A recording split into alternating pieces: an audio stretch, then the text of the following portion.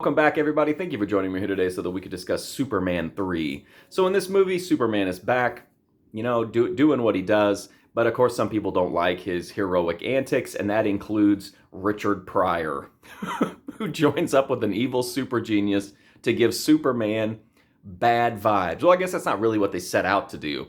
They set out to figure out how to create kryptonite.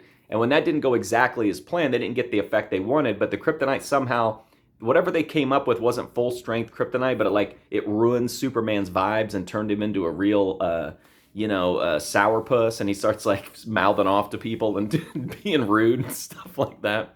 And that spreads, right? So everybody starts to lose their vibe, and that's the premise here. They have to figure out a way to get the vibes back. This Superman 2 is bizarre. Like, it's a weird, goofy comic book movie, especially in the Richard Donner cut. But this is even nuttier. I mean, this is just goofy stuff. This is the least scary group of Superman villains I think I've ever seen. An old guy who seems to have no ability to do anything whatsoever is leading this group. Then there's like kind of like the brains behind it, his like assistant woman. Then there's like a blonde bimbo and Richard Pryor. There's zero threat here. There's zero stakes. At no point does it ever feel like Superman's in trouble.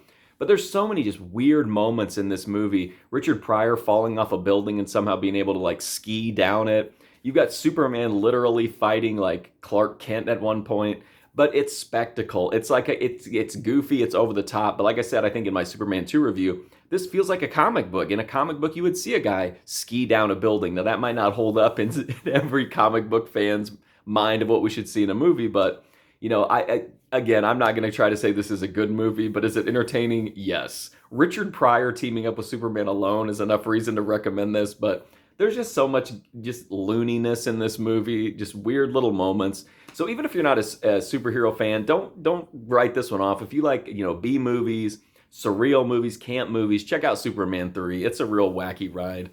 Not as wacky as 4, but we're coming up on that one. Anyway, that's my review for Superman 3. If you want to check out more, I've got a movie review playlist right here on YouTube. But until then, thank you so much for watching this. I do greatly appreciate it, and hopefully I'll see you soon.